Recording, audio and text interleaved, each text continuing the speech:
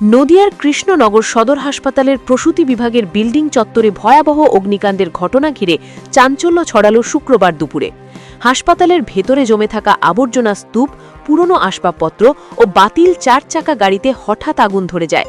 মুহূর্তের মধ্যেই আগুন ছড়িয়ে পড়ায় হাসপাতাল চত্বরে ব্যাপক আতঙ্ক ছড়িয়ে পড়ে রোগী ও তাদের স্বজনদের মধ্যে। খবর পেয়ে দ্রুত ঘটনাস্থলে পৌঁছায় দমকল বিভাগের 2টি ইঞ্জিন। প্রায় 30 মিনিটের চেষ্টায় আগুন নিয়ন্ত্রণে আনতে সক্ষম হন দমকল কর্মীরা।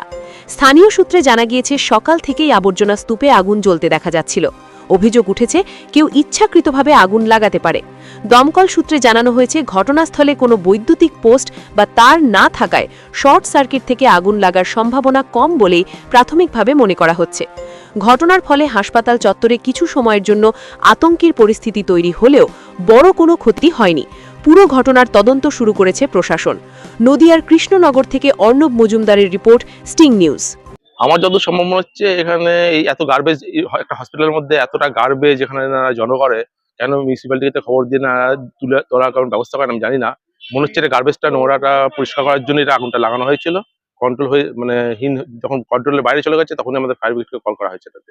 নাহলে এতটা দূর থেকে আগুনটা, ওখানে কোনো যেখানে কারেন্টের কোনো ব্যাপার নেই সেখানে কি করে এতটা দূরে গিয়ে 3টে গাড়ি পড়ে গেল। সেটাই প্রশ্ন, যে 3খানা পরিত্যক্ত গাড়ি পড়ে রয়েছে, এতক্ষণ আগুন ধরতে এবং গাড়িগুলো ধরতেও সময় লাগবে। এটা কি হসপিটাল কর্তৃপক্ষের নেগলিজেন্সির জন্য, কি মনে করছেন এটা? এটা তো আমি শুনুন, হ্যাঁ, আমি এটা তো বলতে পারছি না হসপিটাল কর্তৃপক্ষের নেগলিজেন্সি বা কি।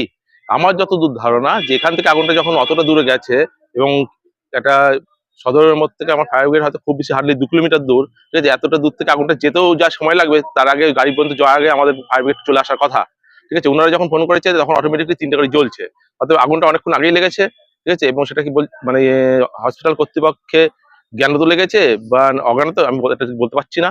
তবে এতটা আগুন যখন এখান থেকে জ্বলেছে, অবশ্যই কারো না কারো নজরে এসেছিল, আমাদের জানানো উচিত ছিল ফায়ার ব্রিগেডকে এর আগেই।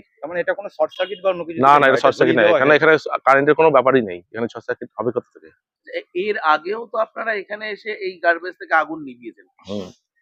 তখন কিন্তু গার্বেজটায় লেগেছিল, তখন কিন্তু এই গাড়ি পর্যন্ত এতদূর যায়নি, তখন কিন্তু অনেক তাড়াতাড়ি কল হয়েছিল। কিন্তু আজকে যেটা হলো, কলটা যখন এসছে আমার ওখানে অবশ্যই যে টাইমটা আছে সেই টাইম থেকে খুব বেশি হার্ডলি হলো 7 মিনিট এখানে আমি এসেছি, বাস স্ট্যান্ডের জ্যাম ক্রস করে। কটা গাড়ি এসেছে এখানে 2টো গাড়ি এসছে। এখন আগুন নিয়ন্ত্রণে? কত মিনিটের চেষ্টা আগুন নিয়ন্ত্রণে বলতে পারবেন? 20 মিনিটের চেষ্টায়, ডবল গাড়িতে ডবল হোর্স খুলে হয়তো 20 মিনিটের চেষ্টা করেছি আমরা এটাকে নেভাতে। আপনার নাম আর ডেজিগনেশন? আমি সঞ্জীব সরকার, সাব অফিসার, ঠিক আছে, কৃষ্ণনগর ফায়ার স্টেশন। আগুনটা কিভাবে লাগলো সেটা আমরা কারণ অনুসন্ধান করার চেষ্টা করছি। হাসপাতালের একটা পরিত্যক্ত জায়গা, আমরা সিসিটিভি ফুটেজ চেক করেছি।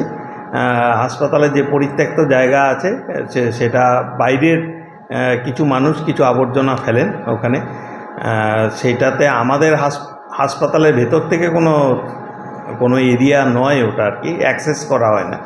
তো সেই জায়গাতে বাইরে থেকে কিছু একটা ঘটনা ঘটতে পারে।